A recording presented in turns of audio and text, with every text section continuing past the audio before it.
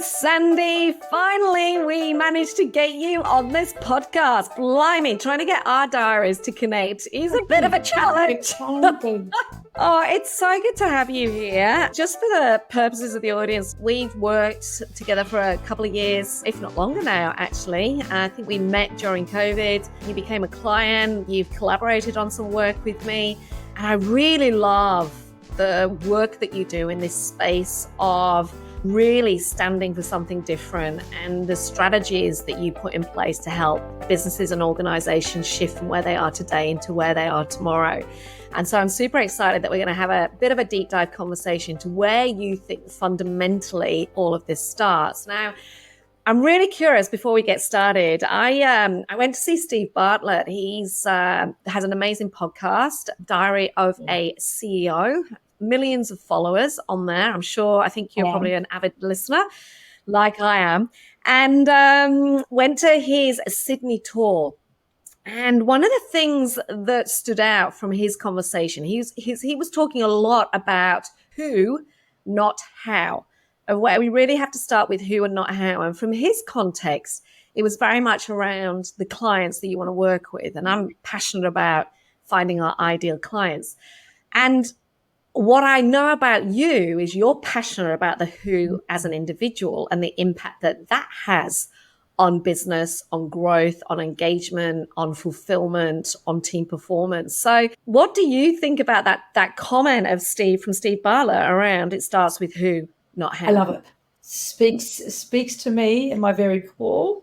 We speak so regularly about authenticity, about understanding who you are, but what I see is still a lot of people who are trying to emulate someone else. We read a lot of leadership books and we try to be like the person instead of taking a step back and going, there's some gold here with me. And it's so much easier when we identify who we are and how we're different and engage with the world as ourselves. So the who as it relates to us, the who as it relates to our team and our business is so incredibly important to be able to position us for success and for future growth. Oh, I love that and looking forward to delving into this. Before we do, share a little bit about what got you here. What is the little bit of genius roadmap to Sandy Halpin? Well, I'll start by saying it's different. What it is not is a vanilla roadmap to where I am today. I am the daughter of an accountant. I've always loved maths, and unsurprisingly, yes, I too was an accountant. For 30 years, I think I had the formal qualification. My career has been quite different in terms of an accountant or a consultant or a business advisor. So I have been in and out of large business and startup environments and advisory throughout my entire life. I've worked with some titans of industry like Disney, like PricewaterhouseCoopers here in Australia with Qantas. And I've worked for startup incubators like Easy Group in the UK. They were the masterminds of EasyJet, Easy Everything, Easy Rent a Car. And I've been in startup land here in Australia as well and advising SMEs. So I've got like a 30-year career in finance, strategy and change. And what I bring to work these days is a mix of that. So I bring people, strategy and numbers into the room. And it's one of those things that, yes, we love doing leadership programs and change programs, but is it really making a difference to our results, and is it really helping us identify and move towards the strategy and the future that we want? My passion is all about how do we identify what it is that lights us up individually or collectively in terms of a business? How do we create value that increases the size of the pie and that bring something new to the world? Because when it's new, we can stand apart and we know who we are and we can stand for something that's really important to us. So that what lights you up. Now, where did that come from? Have you always known for yourself what lights you up? Or was there a moment for you where you almost had to stop and pause to then identify that? Great question. And it's something that I've been asking myself for a while, to be honest. I'd known when I was a child that I was super independent In fact, I came home in grade 6. And so I'm from a small country town in far north Queensland. I came home in grade 6 and said to my parents, you are sending me to boarding school, because I knew the world was far bigger than a small country town in far north Queensland. I have always been that kid who looked for more. And it's got two sides. There's a beauty side, there's a light side to that, and there's a shade side to that, right? So the light side is the exploration, the search for adventure, the independence, getting out of my comfort zone. But equally, the shade of that is you continually live in the future or somewhere else, rather than actually anchoring to where you are and getting on with the activity of where you are today. And I have to be honest, it's one of the things that I still struggle with. It's a strength of mine, but it's equally what can hold me back at times and keep me spinning my wheels. But I have always been that person who's looking for more, no matter what business I've been. It's been, what can we do differently? I am fascinated by possibilities and the future. I will sit there and think deeply about what some of the geopolitical issues might have on our future, and then try and translate it back to what does that mean for today and the actions that we need to take today. There was a couple of things that you said in there that I just want to delve into. One was, you said there's an I think you said at the age of 8 or 6 about daring to be different. And the second piece that I just want to pick up on as well is that comment about your strengths working in your favor, but also becoming a shadow. So my question is, where do you see those two things playing out? First up, the daring to be different, and then, because they're linked, I'm sort of in my mind, there's a link between the daring to be different and this piece around knowing what you're bloody good at, what your strengths are, but also the awareness of how it can work against you. Can you talk to those two things for me? So unsurprisingly, one of the things that you hear me say regularly, right, is different by design. All we know about the future is it's going to be different. Look around us, look at the domestic market, look at the international market, look at technology and the pace of technological change. Even if we stand in the same place, our future is different. And we have a choice to either accept that difference by default because we do nothing and will erode value, or knowing it's going to be different, we step into it and say, okay, what are the opportunities? What's the possibility? And what can I do to harness the future and to either create the future or be in a position in which I'm able to adapt and I'm ready for what the future might hold? Because if we do nothing, we stay stuck where we are. It sounds really easy to say, but the reality is it's really difficult to do. Because when we think about the future and different by design and daring to be different, we're talking about uncertainty. Most of us like to live in a level of certainty. So when we consider uncertainty, we don't know what the options are in front of us, and we don't know the actions to take, and we will second guess ourselves. So understanding who we are, what our strengths are, how we engage with the world around us, starts to give us cues and clues about what we can do differently from a very tangible perspective to be able to explore or create opportunities in front of us. How do we step into uncertainty in a way that is right for us, where the discomfort that we feel is kind of comfortable because it's playing the stuff that we love? We can, again, when we talk about strengths, our greatest weaknesses, I don't like to talk about weaknesses, but the reality is it's not about what you don't do, it's about doing too much of what you're good at. Or it's the flip side. Every coin has two sides.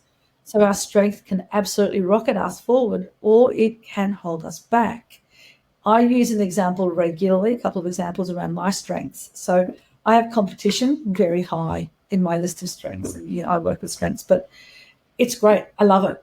A lot of people really hate it because overt competition these days isn't kind of something that we like to celebrate, ironically, because we all love team sports and it's all about overt competition. So competition allows us to take that step back and reflect on, what does it mean to be different, to be number one? What do I need to do differently to stand out from the crowd? That's the beauty of it. That's the light. The shade is either overt competition where we erode value, or in the circumstance of many, me included, if I don't think I can win, I won't get on the playing field. So understanding how that shows up doesn't give me a leave pass. It means that I'm aware of some of those traits, and I then have a choice about the action I take to create different. Can I just delve into that, just knowing you? So, because I'm sure this will be fascinating for our listeners. So, Sandy, very successful, very accomplished. As she's just shared, competition is your strength, but equally it has a shadow.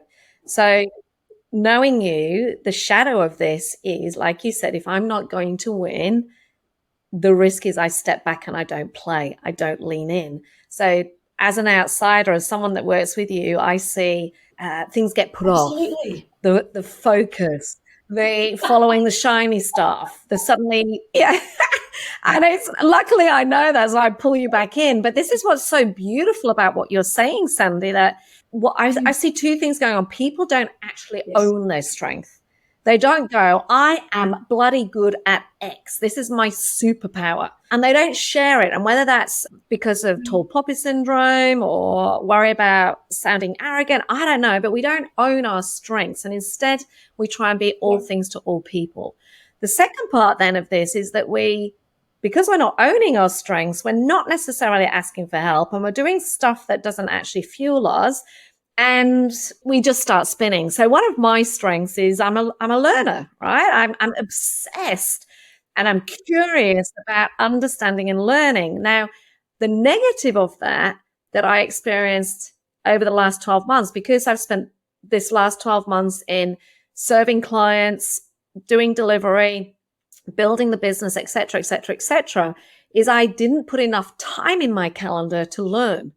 And so the negative of not understanding I needed that is I wasn't inspired. Like, there was moments where I was like, I don't have the inspiration. So hence why I'm going to New York in a few weeks to be inspired. But what I'm trying to share here is that actually, once you understand what you're bloody good at, what your strengths are, it becomes a superpower.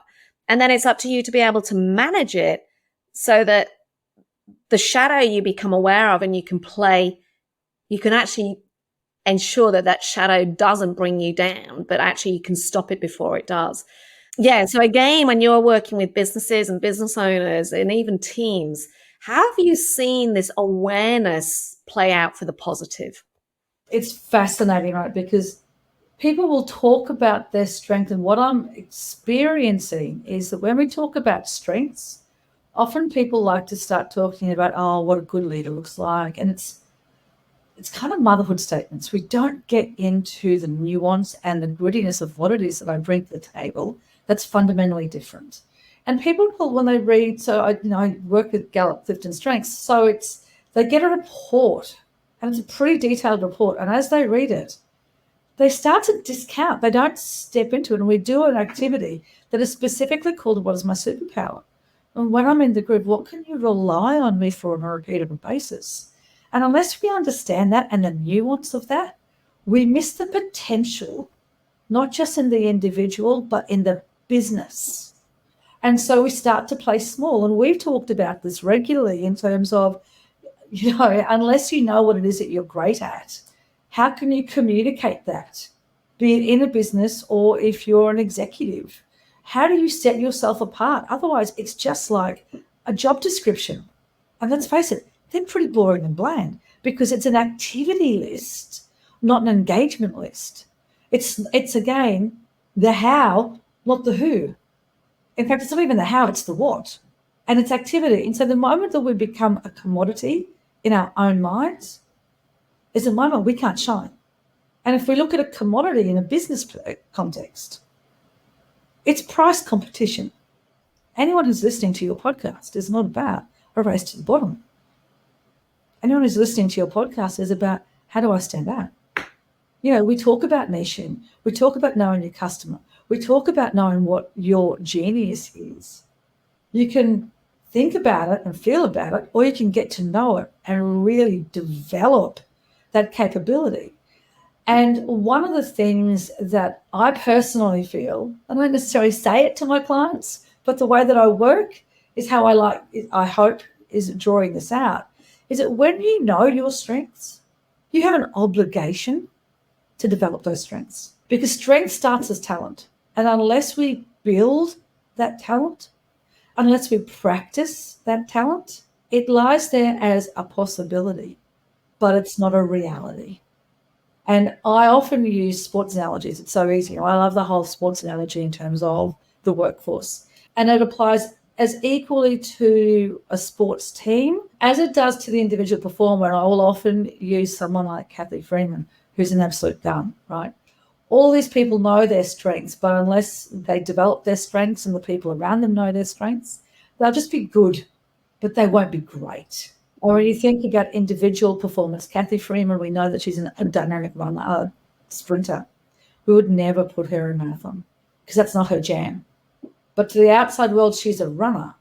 But there are so many different points along that definition or description of runner. She and her coach had to know exactly what she was great at.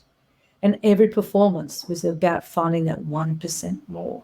And it's not about criticism. It's about building. It's about finding the gold and what do we need to do differently to leverage that talent, to build that strength. I love what you said there, that actually when we don't identify this stuff, we start playing safe. Do you believe that every single person on this planet listening to this podcast has something unique about them that makes that a strength for them?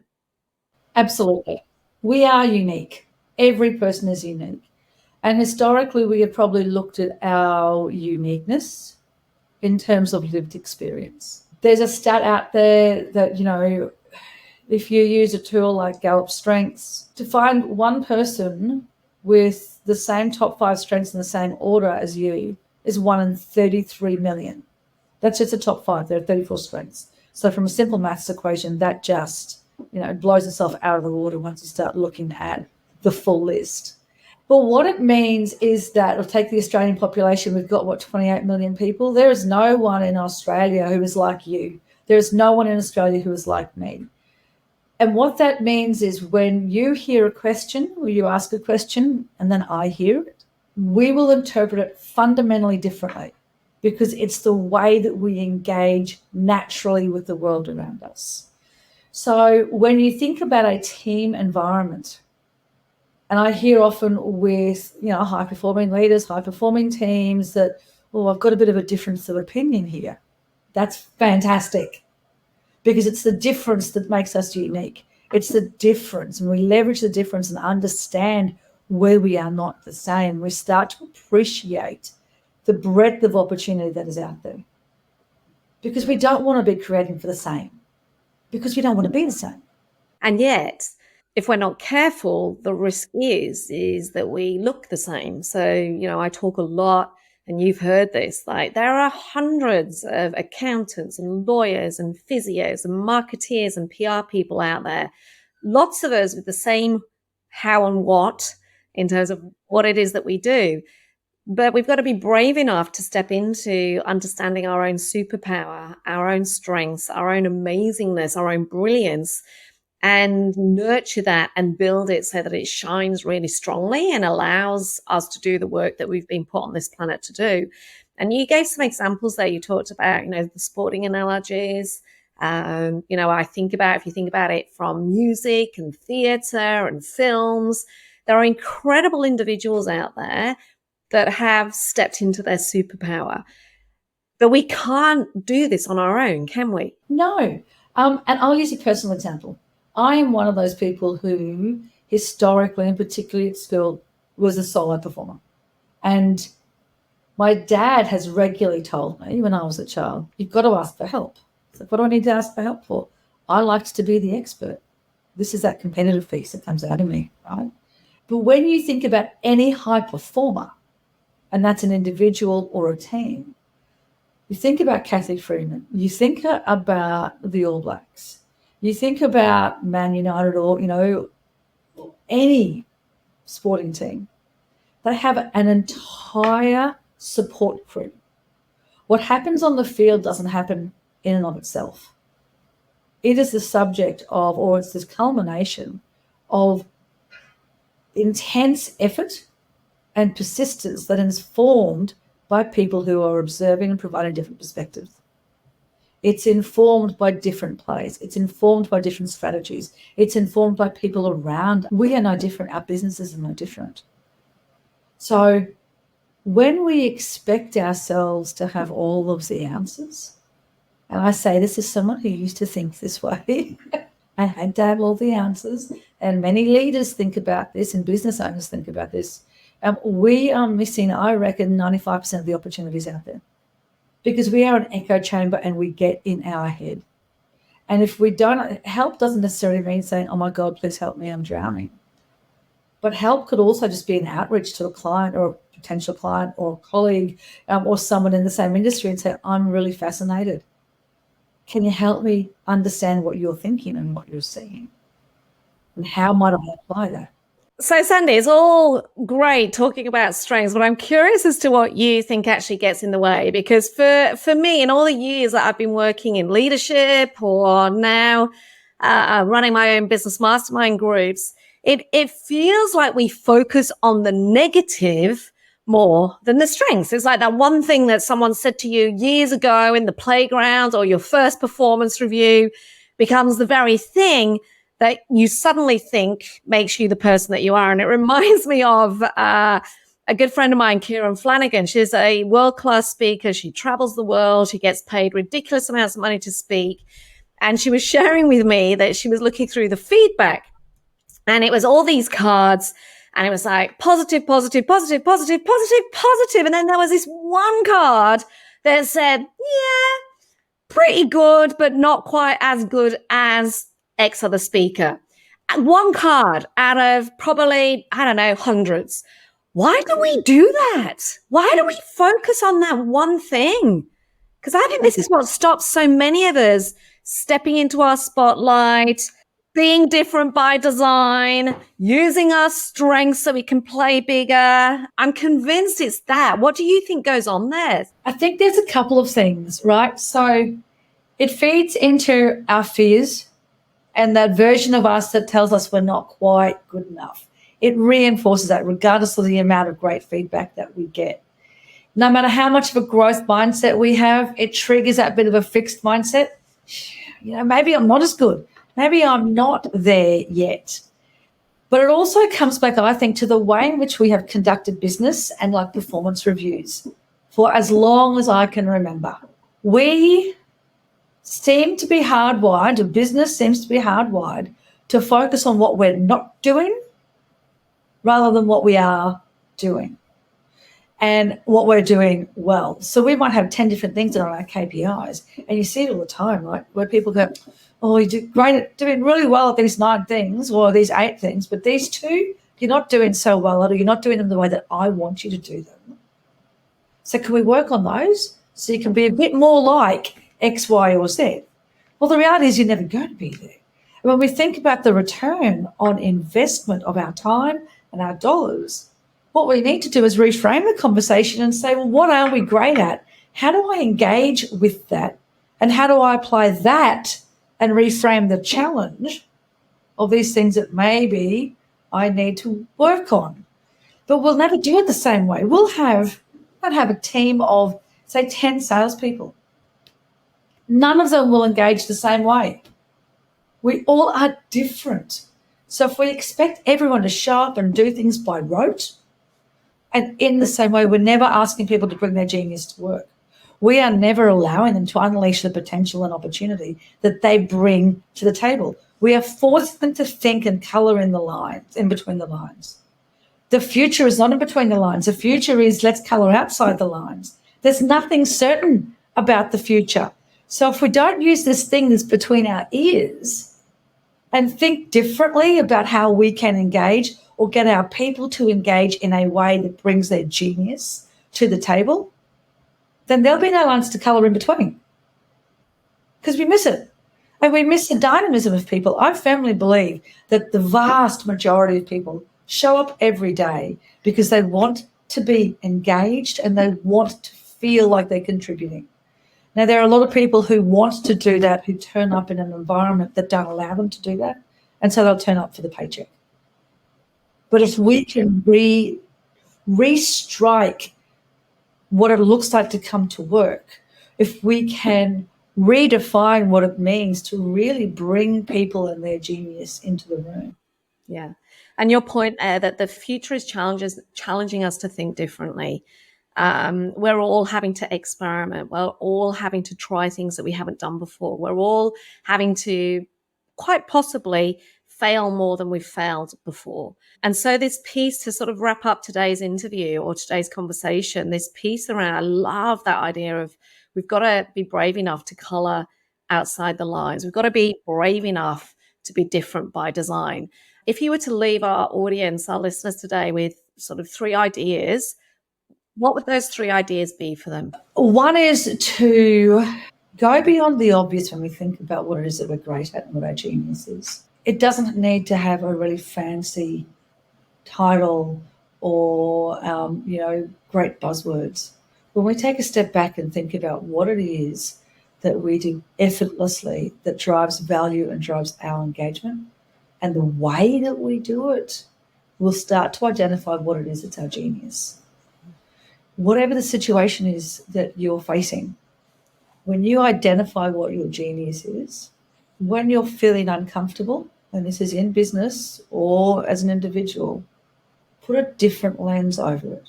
Look at it through your genius. If your genius is being able to see the future and think about different ways and bring people on that journey, then whatever it is in front of you, think about that challenge in terms of being the genius who can see the future and bring people along on that journey, as opposed to the way that someone who's an analyst might look at it, which is, well, let me understand history first and then I can start to understand the cause and effect. 2 very different approaches.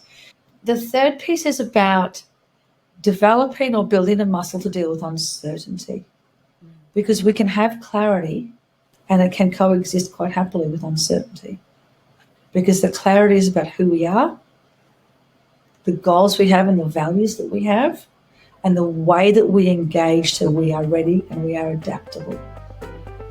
Because the future is uncertain. When we have clarity to ourselves, we have the opportunity to craft and drive the future that we want. Thank you so much, Sandy. It's been an absolute joy. Take care. Thanks, Janine.